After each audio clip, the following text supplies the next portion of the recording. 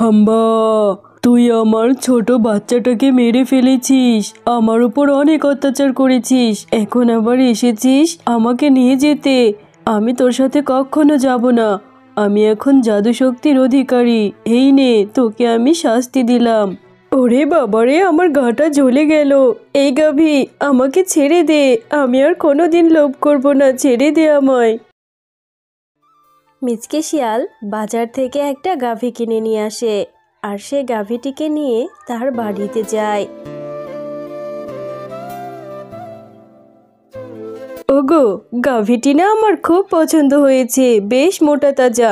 আচ্ছা, গাভীটি কি তাহলে গর্ভবতী নাকি? হ্যাঁ গিন্নি, যার থেকে গাভীটা কিনেছি সে বলেছে গাভীটা নাকি গর্ভবতী, কিছুদিনের মধ্যেই গাভীটা বাচ্চা দেবে আর আমরা দুধ খেতে পারবো। আরে বাহ, তাহলে তো ভালোই হলো। শুধু কি দুধ খেতেই পারবো, ওর দুধগুলো বিক্রি করে আমরা অনেক বড় লোক হয়ে যাব, অনেক টাকা রোজগার করতে পারবো।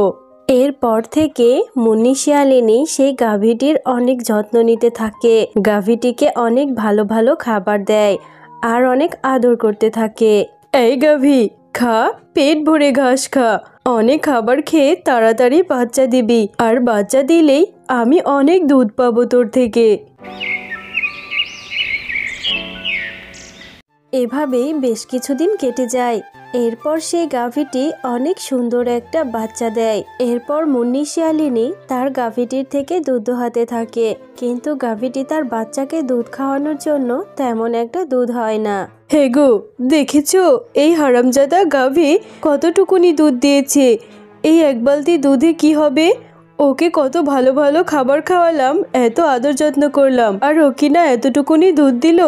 বউ, যতটুকুনি দুধ পেয়েছো এইটুকুতেই আল্লাহর কাছে শুকরিয়া আদায় করো। ওরও তো বাচ্চাটা ছোট, ওর বাচ্চাটাকে দুধ খাইয়ে তারপরে না আমাদেরকে দুধ দেবে।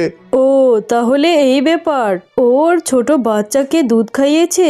আমি এত কষ্ট করে ওকে খাবার খাওয়াবো, আর ও কিনা সব দুধ ওর বাচ্চাকে দেবে? ঠিক আছে, তোমার তো কথা বলতে হবে না।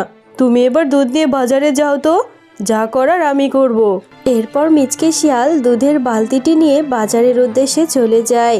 আরে, এই হারামজাদা গাভী, তোকে এত কষ্ট করে খাবার খাওয়াই, জানিস ভুসি গমের দাম কত?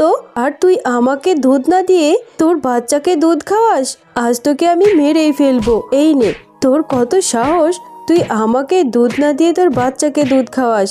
এখন থেকে তোর বাচ্চাকে বেঁধে রাখবো, তারপর দেখবো কি করে তোর বাচ্চাকে দুধ খাওয়াস। এরপর থেকে মুন্নি শিয়ালিনী গাভীর সেই ছোট্ট বাচ্চাটিকে খোয়ারে বেঁধে রাখে, আর গাভীটি সেটা দেখে অনেক কাঁদতে থাকে। হাম্বা, আমার মালকিন বড্ড নিষ্ঠুর, আমার এই ছোট্ট বাচ্চাটিকে বেঁধে রেখেছে, দুধ খেতে দেয় না, ও না খেলে যে মরে যাবে। এরপর মুন্নি শিয়ালিনী গাভীর বাচ্চাটিকে আটকে রেখে সে গাভীর থেকে অনেক দুধ নিতে থাকে। হ্যাঁ গো, এই যে দেখো না, আজকে কতগুলো দুধ পেয়েছি, 3 বালতি দুধ হয়েছে। ওর বাচ্চাটাকে আটকে রেখেছিলাম। কিন্তু বউ, ওর এই ছোট বাচ্চাটাকে তুমি না খাইয়ে ওর থেকে দুধ নিচ্ছ, ওর বাচ্চাটা যে মরে যাবে। তুমি এত নিষ্ঠুর কেন? তোমার মনে কি কোনো মায়া দয়া নেই? ওর বাচ্চাটা মরে গেলে তুমি দুধ পাবে কি করে? আরে, তুমি তো কথা বলো না তো। যেটা করেছি বেশ করেছি। তুমি যাও তো, এই দুধগুলো বাজারে বিক্রি করে অনেক টাকা নিয়ে এসো। আর ওর বাচ্চা এভাবে তুই একটু না খেয়ে থাকলে কিচ্ছু হবে না। এখন একটুখানি দুধ খাইয়ে নেব।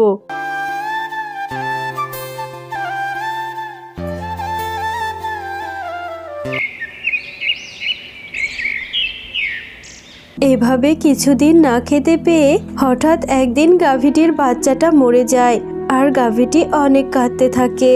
হাম্বা, আমার এই অবুঝ বাচ্চাটা দুধ না খেতে পেয়ে মরে গেছে। আল্লাহ, এই মালিকের কি কোনো দয়া নেই? গাভীটির বাচ্চাটা মরে যাওয়ার পরেও মুন্নি শিয়ালিনী গাভীটির থেকে অনেক দুধ দোহাতে থাকে, কিন্তু গাভীটির বাচ্চা না থাকায় গাভীটি বেশি দুধ দিতে পারে না। আর তখন মুন্নি শিয়ালিনী গাভীটিকে অনেক মারতে থাকে। হারামজাদা গাভী, আমাকে দুধ দিচ্ছিস না কেন? এই, তোর দুধ বিক্রি না করলে আমি বড়লোক কি করে হব? হাম্বা, আমি আবার গর্ভবতী হয়েছি। এই মালকিন আমার একটা বাচ্চাকে মেরে ফেলেছে। আমার অন্য বাচ্চাটাকে ওরা দুধ না খাইয়ে মেরে ফেলবে। আজকে রাতের মধ্যে আমি এই বাড়ি ছেড়ে পালিয়ে যাব। এরপর সেদিন রাত্রেবেলা গাভীটি মুন্নি শিয়ালিনীর বাড়ি থেকে পালিয়ে যায় আর পালিয়ে গিয়ে একটা জঙ্গলে দাঁড়িয়ে দাঁড়িয়ে অনেক কাঁদতে থাকে। এমন সময় সেখানে একটি পরী চলে আসে। গাভী, তুমি এত রাতে এই গহীন জঙ্গলে দাঁড়িয়ে দাঁড়িয়ে কাঁদছো কেন? তোমার কি হয়েছে? আমাকে বলো, আমি তোমাকে সাহায্য করতে চাই। এরপর গাভীটি তার সাথে ঘটে যাওয়া সমস্ত ঘটনা খুলে বলতে থাকে। ও, এই ব্যাপার? তাহলে তো তোমার মালকিন তোমাকে অনেক কষ্ট দিয়েছে। তুমি আর কেঁদো না। এই নাও, আমি তোমার মধ্যে এই জাদু শক্তিটি দিয়ে দিচ্ছি। এখন থেকে তুমি যেই মালকিনের বাড়িতে যাবে, তারা তোমার থেকে রোজ এক বালতি করে সোনার দুধ পাবে। আরে, এত সুন্দর একটা গাভী আমার উঠোনে কি করে এলো? আমি তো কোনো গাভী কিনিনি। ওগো, শুনছো? এদিকে এসো। এই দেখো না, এই গাভীটিকে সকাল সকাল আমাদের উঠোনে দেখছি। হ্যাঁ বউ, গাভীটির পেট দেখে মনে হচ্ছে ও গর্ভবতী। গাভীটি খুবই দুঃখী। ওকে আমরা আমাদের বাড়িতেই রেখে দিই। আরে, তুমি এটা কি বলছো? নিজেরাই দুবেলা দুমুঠো ভাত জোটাতে পারি না, আবার এই গাভীটিকে রেখে ওকে আমরা কি খাওয়াবো বলো? হাম্বা, তোমরা আমাকে রেখে দাও। আমার বাচ্চাটার জন্ম হওয়া পর্যন্ত আমাকে থাকতে দাও। আমার বাচ্চা জন্ম নিলে আমি তোমাদেরকে উপকার করব। বউ, দেখলে তো গাভীটি আমাদের কাছে এত করে অনুরোধ করছে। তাহলে গাভীটিকে আমরা রেখে দিই। ও কতটুকুনি বা খাবার খাবে? তাছাড়াও আমাদের বাড়ির পাশে অনেক কাঁচা ঘাস আছে, সেগুলো খাওয়ালেই ওর পুষ্টি পেয়ে যাবে। এরপর থেকে শেফা শিয়ালিনী সেই গাভীটির অনেক যত্ন নিতে থাকে আর সেই গাভীটিকে অনেক ভালো ভালো ঘাস খাওয়াতে থাকে। এভাবে বেশ কিছুদিন পর গাভীটি আবার একটা বাচ্চা দেয়। আরে, এই গাভীটির কত সুন্দর একটা বাচ্চা হয়েছে, ঠিক গাভীটির মতোই। কিন্তু গাভীটি যে বলেছিল ওর বাচ্চা হলে ও আমাকে উপকার করবে, আমাকে তো এখনো কোনো উপকারই করলো না। হাম্বা, আমি সেই কথা ভুলে যাইনি মালকিন। তুমি রোজ রোজ আমার থেকে এক বালতি করে দুধ নেবে, আর সেই দুধগুলো সোনার দুধ হবে। ওই দুধগুলো বিক্রি করে তোমরা অনেক ভালো থাকতে পারবে। এরপর গাভীর কথা মতো শেফা শিয়ালিনী দুধ দোহাতে থাকে আর হঠাৎ করেই সেই দুধের বালতির দুধগুলো সোনার হয়ে যায়। ওগো, তুমি কোথায় গেলে গো? তাড়াতাড়ি এদিকে এসো, দেখো না কি অবাক কাণ্ড হয়েছে। এই গাভীর দুধগুলো হঠাৎ করে সোনার দুধ হয়ে গেছে। আমি তো ভাবতেই পারছি না, এই গাভীটি দেখছি মায়াবী শক্তির গাভী। এখন থেকে আমরা এই গাভীর দুধগুলো বিক্রি করে অনেক বড়লোক হয়ে যাব গো। আমাদের আর কোনো কষ্ট থাকবে না। হ্যাঁ বউ, তুমি ঠিকই বলেছো। এই সোনার দুধগুলো যদি বাজারে বিক্রি করি, তাহলে যে আমাদের আর কোনো অভাব থাকবে না। আল্লাহ আমাদের উপরে দয়া করেছে। এরপর তাদের গাভীর সেই সোনার দুধের খবর গ্রামে গঞ্জে সব জায়গাতে ছড়িয়ে পড়ে আর সেই মুন্নি শিয়ালিনী সেটা জানতে পেরে এরপর শেফা শিয়ালিনীর বাড়িতে চলে যায়। আরে, এই শেফা, তোর বাড়ির এই গাভীটি আমার গাভী, আমার বাড়িতেই ছিল। ও ভুল করে পথ ভুলে তোর বাড়িতে চলে এসেছে। শুনছি আমার গাভী নাকি তোকে সোনার দুধ দিচ্ছে। আমার গাভীটি এক্ষুনি আমাকে দিয়ে দে বলছি।